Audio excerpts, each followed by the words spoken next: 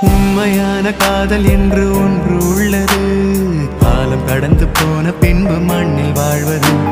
காலம் எந்த கைப்பிடிக்குள் மாட்டிக்கொண்டது. காதல் என்னை விட்டு விட்டு எங்கு சென்றது? கடவுள் வந்து பூமி மீது வாழும் போதிலும் காதல் தோல்வியாகும் போது சாக தோன்றிடும்.